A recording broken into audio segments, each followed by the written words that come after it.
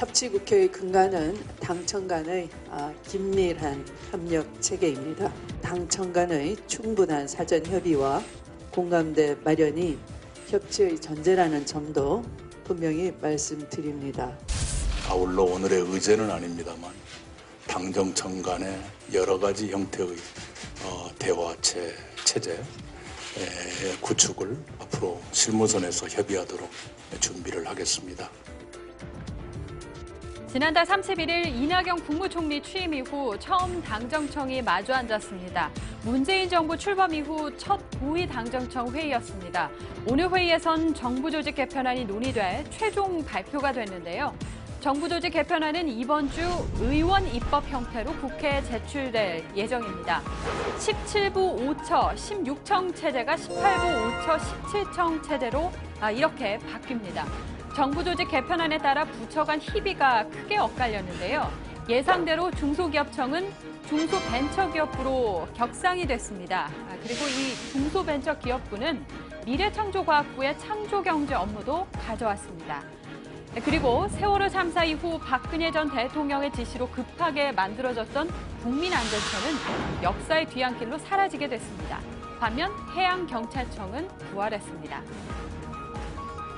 그래서 고심 끝에 해경을 해체하기로 결론을 내렸습니다.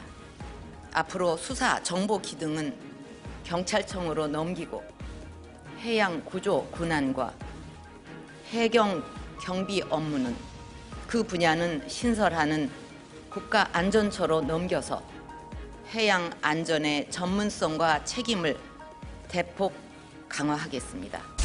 국민안전처로부터 소방기능과 해양경비안전기능을 분리하여 소방청과 해양경찰청을 설치하고 이들 기관은 각각 새로 개편되는 행정안전부와 해양수산부 소속으로 두도록 하였습니다.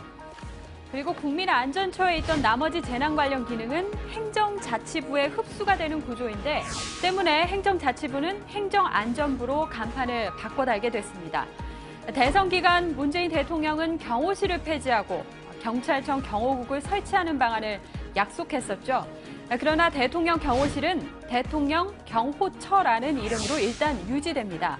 다만 특권 축소 차원에서 경호처장의 직급은 장관급에서 차관급으로 하향 조정됐습니다.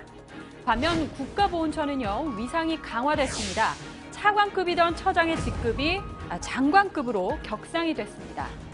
그런데 뭐니 해도 안도의 한숨을 내쉬는 부처는 바로 산업통상자원부와 미래창조과학부가 아닐까 싶은데 산업통상자원부는 외교부에 넘어갈 뻔했던 통상 기능을 계속 유지하게 됐습니다.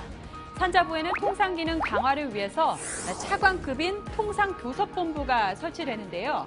이 본부장은 대외적으로는 통상장관으로 불리게 됩니다. 그리고 미래창조과학부는요, 박근혜 정부를 상징하던 대표적인 부처였죠. 연초만 해도 사느냐 마느냐 존폐론의 중심에 있었습니다만 오히려 권한이 대폭 강화됐다는 평가입니다. 1, 2차관과 별도로 차관급의 과학기술혁신본부가 새로 생겼습니다. 과학기술혁신본부장은 국무회의에도 배석하고요. 과학기술 정책을 총괄합니다. 새 정부가 들어설 때마다 대대적인 정부 조직 개편이 이뤄져서 소모적이란 지적도 많았는데요. 인수위 없이 출범한 문재인 정부는 국정 공백을 빠른 시일 안에 안정시키기 위해서 정부 조직 개편 역시 최소화했다고 볼 수 있습니다. 정부 조직은 후후 개헌 논의 과정에서 자연스럽게 다시 재조정될 가능성이 큽니다. 때문에 야당도 이런 최소화 방침에 대해선 아직까지 큰 이견은 없어 보입니다.